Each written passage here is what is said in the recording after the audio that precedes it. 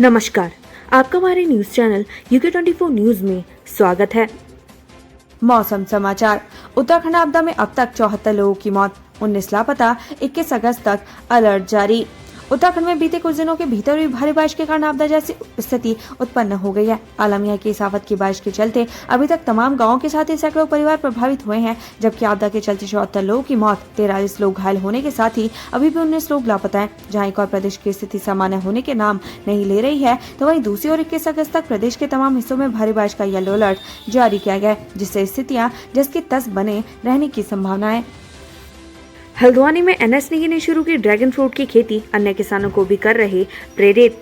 Mexico, Thailand, Vietnam, Israel, Sri Lanka के अलावा चीन में पाए जाने वाला लोकप्रिय फल ड्रैगन फ्रूट की खेती अब उत्तराखंड के किसानों के लिए भी वरदान साबित हो रही है। नैनीताल जिले के गोरा पड़ाव निवासी पूर्व प्रधानाचार्य और प्रगतिशील किसान doctor NS Negi dragon fruit की खेती कर किसानों को प्रेरित कर रहे हैं। उन्होंने पारंपरिक खेती, धान, गेहूं, गन्ना सहित अन्य फसलों को छोड़ ड्रैगन फ्रूट की खेती कर आर्थिक स्थिति के मजबूत करने के साथ साथ दूसरों को रोजगार भी दे रहे हैं।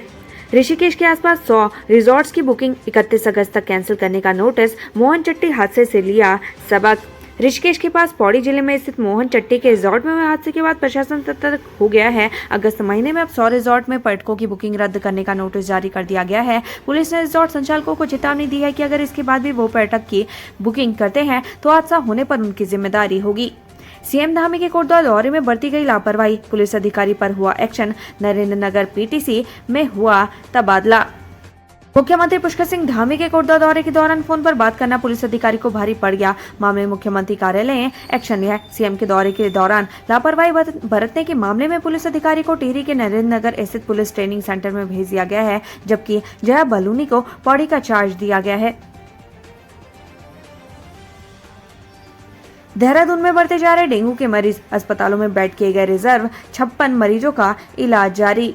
देहरादून में डेंगू के खिलाफ प्रशासन और स्वास्थ्य विभाग ने कमर कस ली है। दोनों विभाग आसपास में समन्वय बनाकर लोगों को डेंगू के बारे में जागरूक कर रहे हैं। साथ ही डेंगू से बचाव के लिए कर्मचारियों को गली मोहल्लों में छिड़काव करने के लिए निर्देश दिए गए हैं। लक्सर में ट्रेन से कटकर एक की मौत, दूसरे को सांप ने काटा। कोतवाली में लक्सर रेलवे क्रॉसिंग पर पार करते समय एक युवक की ट्रेन से कटकर मौत हो गई, जबकि घर के बराबर में खाली प्लॉट में गए एक युवक को सांप ने काट लिया, जिससे उसकी मौत हो गई। घटना के बाद दोनों परिवारों में मातम पसरा हुआ है। बहरहाल दोनों ही मामलों में पुलिस जांच कर रही है। चचेरेत गांव में गुलदार का आतंक, बच्ची को घर के आंगन से उठा ले गया लेपर्ड, शत विक्षत हालत में मिला शव। तहसील मुख्यालय से 15 किलोमीटर दूर चचेरेत ग्राम पंचायत के कलेत गांव गुलदार का आतंक देखने को मिल रहा है। यहाँ गुलदार ने घर के आंगन में खेले 4 साल की बच्ची पर हमला बोल दिया। इसके बाद गुलदार बच्ची को उठाकर जंगल की ओर ले गया। घर में मौजूद पिता शंकर दत्त, रुवाली मां हेमा देवी ने शोर मचाया।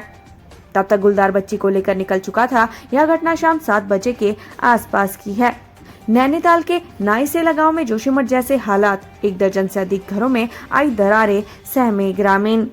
उत्तराखंड में भारी बारिश की वजह से कई इलाकों में जमीन धंसने और दरारें आने की घटनाएं सामने आ रही हैं। ऐसे में एक बार फिर से नैनीताल जिले के नाईसेला गांव में करीब 1 दर्जन से अधिक घरों और जमीनों में जोशीमठ की तरह दरारें आ गई हैं, जिसके चलते ग्रामीण अब चिंतित हैं। उन्हें हमेशा कोई अनहोनी होने का खतरा सताता रहता है। पौड़ी में बंदरों को भगाना पड़ा भारी, गिरने से बुजुर्ग महिला की गई जान। उत्तराखंड में वन्य जीव फसलों को चौपट तो कर ही रहे, साथ ही इंसानों पर भी हमला कर रहे हैं। गुलदार भालू सुअर के बाद अब बंदरों का आतंक देखने को मिल रहा है। इन बंदरों से फसलों को बचाना भी बड़ी चुनौती बन गया है। पौड़ी के तमलाग गांव में बंदरों के उत्पात से ग्रामीण परेशान है। यहाँ इन उत्पाती बंदरों को भगाना एक बुजुर्ग महिला को इतना भारी पड़ गया कि उसकी जान ही चली गई। दरअसल इन दिनों पौड़ी और आसपास के गाँव में बंदरों का आतंक इतना बढ़ गया है कि लोगों को दिनचर्या भी प्रभावित हो रही है। शुक्रवार की दोपहर को तमलाग गांव में बंदरों के झुंड ने बुजुर्ग के घर और खेत खलिहानों पर धावा बोला। उत्पाती बंदरों को भगाने के दौरान 80 वर्षीय बुजुर्ग महिला अनियंत्रित होकर अपने घर के आंगन से नीचे गिर पड़ी, जिससे बुजुर्ग महिला की मौत हो गई। दूर नगर निगम बोर्ड बैठक में हंगामा, अधिकारियों कर्मचारियों से नाराज दिखे पार्षद, सुनाई खरी खोटी। देहरादून नगर निगम की दूसरी बोर्ड बैठक में इस बार भी हंगामा देखने को मिला है। दरअसल पार्षदों ने नगर निगम के अधिकारी और कर्मचारियों पर मनमानी का आरोप लगाया है। पार्षदों के वार्डों की समस्याओं का समाधान न होने पर सभी पार्षदों ने नाराजगी जाहिर की है। हाईकोर्ट ने आदिवासी राष्ट्रीय शिक्षा सोसाइटी के शिक्षकों की नियुक्ति पर लगाई रोक। उत्तराखंड उच्च न्यायालय की एकल पीठ ने आदिवासी राष्ट्रीय शिक्षा सोसाइटी नई दिल्ली द्वारा जारी शिक्षकों की नियुक्तियों की विज्ञप्तियों का क्रियान्वयन पर अग्रिम आदेशों तक रोक लगा दी है। एकलव्य आदर्श आवासीय विद्यालय कालसी देहरादून में कार्यरत शिक्षक चंद्र मोहन शर्मा व सचिन चमोली सहित अन्य ने ग्रेजुएट व पोस्ट ग्रेजुएशन अध्यापकों के द्वारा 2 याचिकाएं उत्तराखंड हाईकोर्ट में दायर कर आदिवासी राष्ट्रीय शिक्षा सोसाइटी नई दिल्ली द्वारा जारी शिक्षकों की नियुक्तियों की 2 विज्ञप्तियों को निरस्त करने की मांग की गयी। फिर सुर्खियों में लौटा उत्तराखंड का चर्चित तेल बिल घोटाला, जाने कब क्या क्या हुआ। अक्सर चर्चाओं में रहने वाला उत्तराखंड का स्वास्थ्य विभाग फिर से अपने चर्चित तेल बिल घोटाले को लेकर चर्चाओं में आ गया है। साल 2009 से 13 के बीच फर्जी बिलों के आधार पर किए गए करोड़ों रुपए के भुगतान को लेकर दायर याचिकाओं पर बुधवार को नैनीताल हाईकोर्ट में सुनवाई की। साथ ही कोर्ट ने तेल घोटाले में शामिल मंत्री और अधिकारियों पर अब तक क्या कार्रवाई की गई है, इस संबंध में अगले 1 हफ्ते के भीतर शपथ पत्र दाखिल करने के निर्देश दिए हैं। The Saint George's Heritage Cup नाम से जाना जाएगा Jackie Memorial Football Tournament. Jackie Memorial Football Tournament का अब नया नाम होगा, क्योंकि इसकी समृद्ध विरासत को देखते हुए सर्वसम्मति से निर्णय लिया गया कि टूर्नामेंट का नाम the Saint George's Heritage Cup रखा जाएगा। वहीं नगर पालिका परिषद मसूरी के सहयोग से मसूरी खेल एवं सांस्कृतिक संघ द्वारा आयोजित 7वां नगर पालिका फुटबॉल कप का समापन हुआ है। हल्द्वानी में प्रॉपर्टी डीलरों का बड़ा खेल, रजिस्ट्री पर रोक का बनाया माहौल, डीएम ने दिए निर्देश। शहर के गौलापार क्षेत्र में प्रस्तावित हाईकोर्ट के आसपास के क्षेत्र में भूमाफिया कृषि भूमि खरीद कर लंबे समय से अवैध कॉलोनियां काट रहे हैं। अवैध तरीके से बनाई जा रही कॉलोनी के खिलाफ कार्रवाई के लिए डीएम ने निर्देश जारी किया था, जिसके बाद भूमाफिया में हड़कंप मचा हुआ है। नियम विरुद्ध हो रहे रजिस्ट्री पर प्रशासन ने रोक लगा रखी है। ऐसे में भूमाफिया किसानों को आगे का जमीनों की रजिस्ट्री नहीं होने का हवाला देकर किसानों को गुमराह कर रहे हैं। दून नगर निगम की बोर्ड बैठक में बड़ा फैसला, दाखिल खारिज शुल्क किया गया आधा। नगर निगम बोर्ड की बैठक में दाखिल खारिज शुल्क में संशोधन कर दिया गया है। इससे लोगों को बड़ी राहत मिलने की उम्मीद है। संपत्ति के दाखिल खारिज के लिए अब लोगों को आधा शुल्क देना होगा। यह संशोधन पार्षदों की मांग पर बोर्ड बैठक में किया गया है। इससे पहले फरवरी माह में बोर्ड बैठक में शुल्क बढ़ाने का निर्णय लिया गया था, लेकिन शुल्क ज्यादा बढ़ाए जाने के कारण लगातार शिकायतें मिल रही थी। हरिद्वार में मेरी माटी मेरा देश कार्यक्रम में शामिल हुए निशंक, तेल बिल घोटाले पर हाईकोर्ट के फैसले का किया स्वागत, कही बड़ी बात।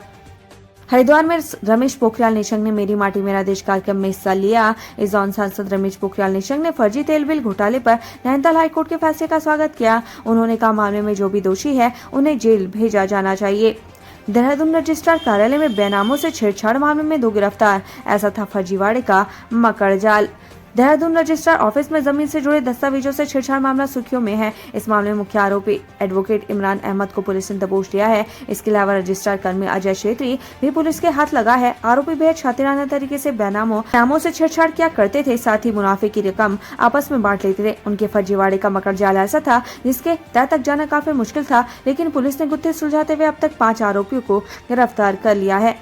बागेश्वर उपचुनाव नॉमिनेशन के बाद कांग्रेस ने भरी हुंकार, यशपाल आर्य ने बीजेपी पर बोला हमला, लगाए गंभीर आरोप। विधानसभा उपचुनाव हेतु नामांकन के अंतिम दिन कांग्रेस प्रत्याशी बसंत कुमार ने आज नामांकन किया। इस मौके पर कांग्रेस प्रदेश अध्यक्ष करण महारा और नेता प्रतिपक्ष यशपाल आर्य भी मौजूद रहे। नामांकन के बाद ऐतिहासिक नुमाइश खेत मैदान में जनसभा का आयोजन किया गया।